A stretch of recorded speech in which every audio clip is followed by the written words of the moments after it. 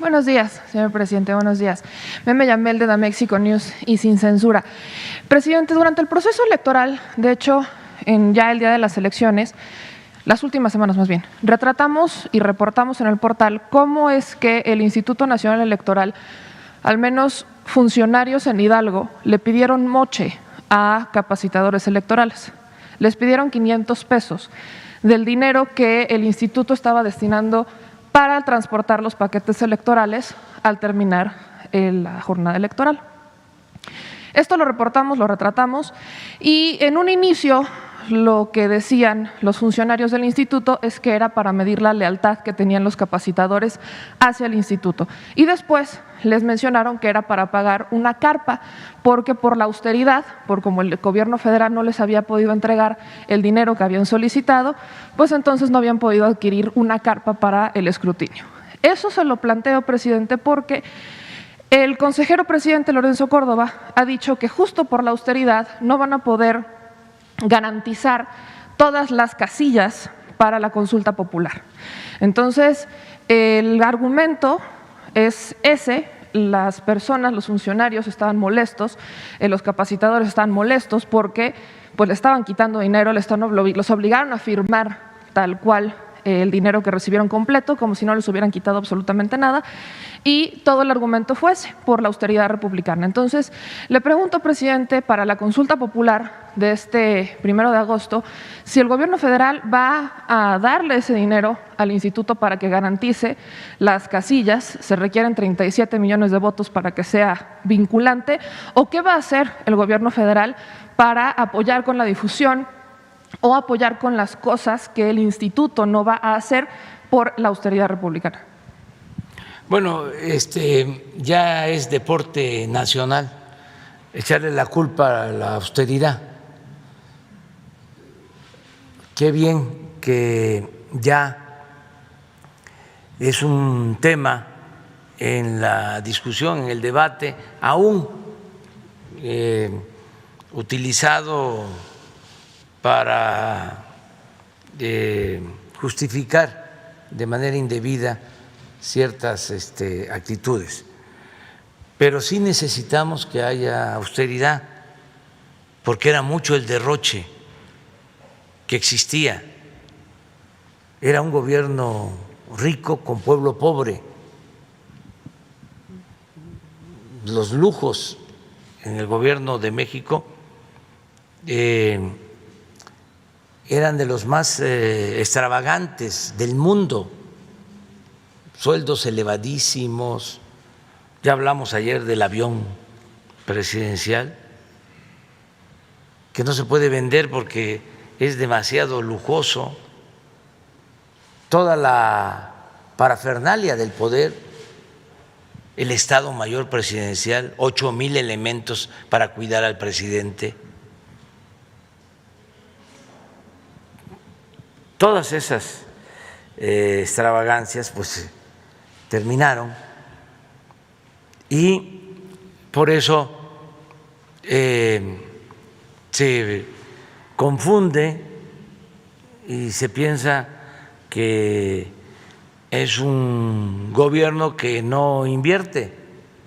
Estamos invirtiendo más que nunca, nada más que en beneficio de la gente pobre, de los que más lo necesitan. Antes lo explicaba yo hace unos días, el gran negocio era el robo de los bienes nacionales por particulares, la transferencia, el traslado de bienes nacionales a particulares, nacionales o extranjeros. Eso es la privatización. Busquen el diccionario y privatizar es convertir lo público en privado. Durante todo el periodo neoliberal, eso fue lo esencial. A eso se dedicaron. Y el presupuesto ni siquiera se destinaba al pueblo, ni siquiera una parte de ese presupuesto. Repito, el gran negocio era el saqueo, el pasar los bienes de todos los mexicanos a particulares. Pero podían haber destinado algo del presupuesto público al pueblo. No, también el presupuesto estaba utilizado para facilitar el saqueo. Entonces el presupuesto se utilizaba para pagar sueldos elevadísimos, para colmar de atenciones, de privilegios a la alta burocracia, una burocracia dorada, para sobornar a legisladores, para maiciar a medios de comunicación, con honrosas excepciones, con el propósito de respaldar la política de saqueo. Entonces, no le quedaba nada al pueblo. El gobierno estaba ensimismado. Entonces ahora todo el presupuesto, aún pagando servicio de deuda y la nómina, todo lo que se recauda y se puede liberar, se destina al pueblo. Entonces, como ya no hay esa mecánica de gobierno que había antes, pues por eso es el desconcierto. Y le echan la culpa a la austeridad, porque ya hemos hablado también de cómo, para simular de que se atendía al pueblo, creaban instituciones para todo,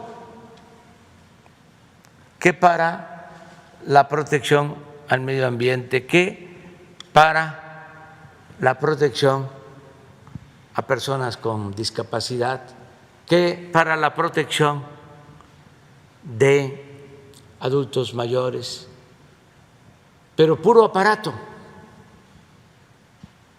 Un director general con sus subdirectores, asesores, viáticos. Al adulto mayor no le llegaba nada, usaban nada más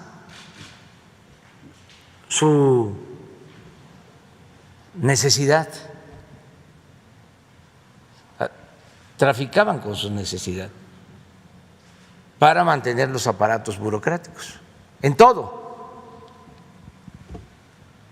con duplicidades. Hay 5 imprentas en el gobierno, 5. ¿Qué no puede haber una? Pues la va a haber, porque todavía va a seguir la reforma administrativa para ahorrar y liberar fondos al desarrollo. Entonces, lo de la austeridad lo han utilizado con ese propósito.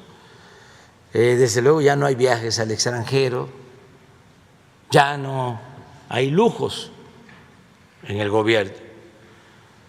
Y para la difusión de la consulta, pues el INE tiene que utilizar sus recursos, que son muchos.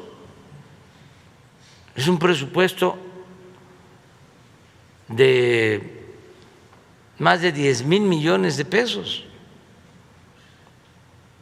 Es de 20,000, pero la mitad se le da a los partidos, que también eso hay que corregirlo. Pero para el aparato son como 10,000 millones. Es el organismo electoral más costoso del mundo. Entonces, ¿cómo no van a ahorrar? Claro, si los consejeros del INE ganan más que el presidente, pues no hay dinero para lo fundamental. Si gastan muchísimo en viáticos, buenos restaurantes, vinos, pues entonces no alcanza para que se tenga la posibilidad de tener casillas o mesas electorales y recoger la opinión de la gente. ¿Cómo difundir? Pues lo mismo, tienen tiempo en todos los medios de información,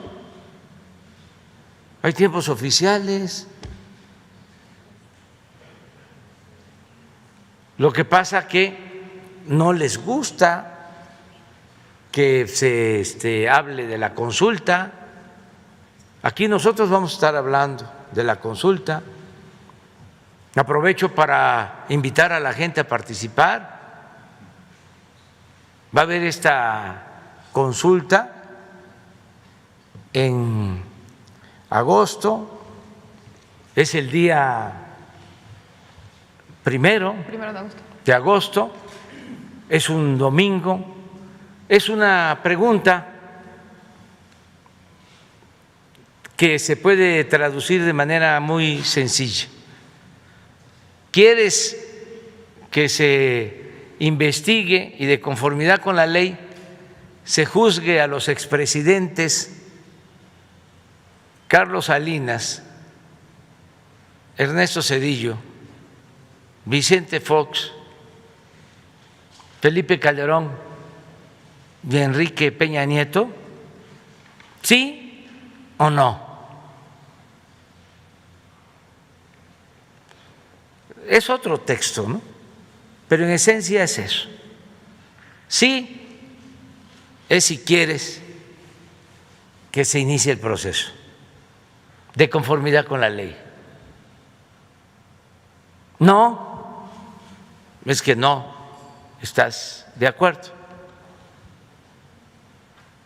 Cuando presenté esta iniciativa, lo hice porque la gente tiene que decidir, es mandar obedeciendo. ¿Por qué juzgar a Salinas? Bueno, porque entregó todos los bienes de la nación y del pueblo de México a sus allegados. Así de sencillo. ¿Por qué juzgar, entre otras cosas, a Zedillo? Porque con el FOBAPROA convirtió las deudas privadas de unos cuantos en deuda pública y llevamos 30, 40 años pagando esa deuda.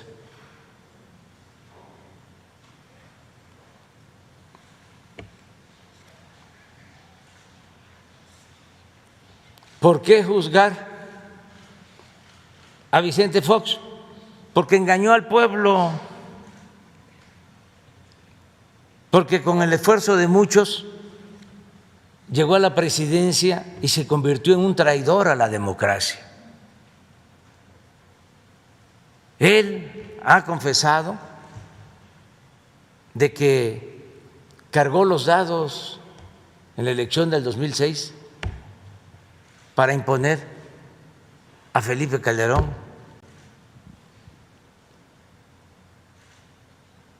Es un atentado a la democracia. ¿Por qué juzgar a Felipe Calderón, porque desató la guerra, declaró la guerra a la delincuencia sin atender las causas y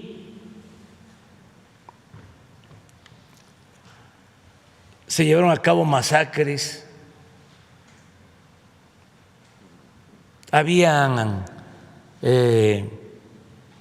instrucciones de rematar a heridos. Ya están los datos, los niveles de letalidad en enfrentamientos. 2 años de Calderón en enfrentamientos, más muertos que heridos o detenidos.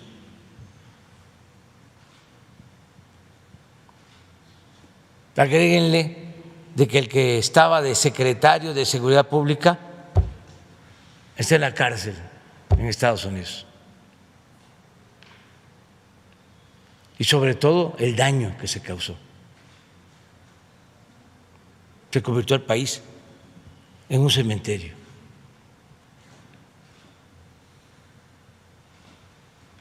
¿Por qué? Pues enjuiciar a Peña Nieto por los actos evidentes de corrupción. Está como testigo protegido el que estaba de director de Pemex, declarando de que por órdenes superiores, para aprobar las llamadas reformas estructurales, sobre todo la reforma energética, se entregaba dinero a legisladores de los partidos que ahora son de oposición. Entonces, hay materia. ¿Qué ocasionó todo esto? La ruina del país, el que México perdiera su posibilidad de desarrollo en los últimos 30 años.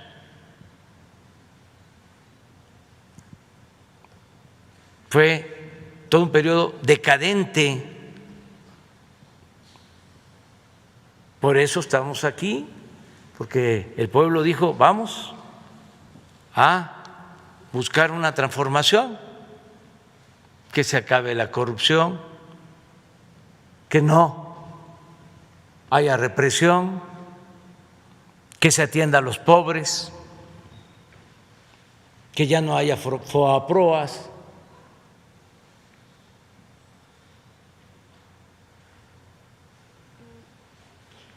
Entonces, eso es lo que se le va a pedir a la gente. ¿Quieres que se juzgue eso? ¿O le damos la vuelta a la hoja y vemos hacia adelante? Bueno, yo propuse la consulta porque quiero que todos los mexicanos tratemos el tema.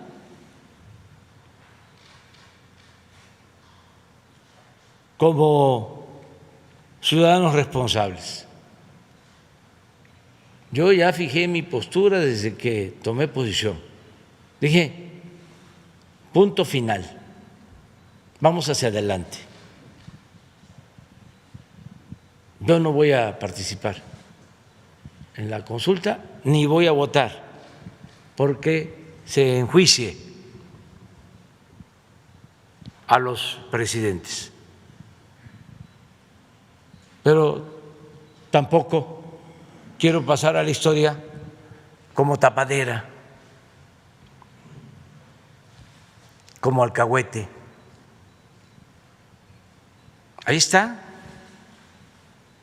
que todos den a conocer su punto de vista, libremente, que cada quien decida. Y sí, vamos a estar hablando de esto porque los medios de comunicación convencionales, subordinados a los grupos de intereses creados,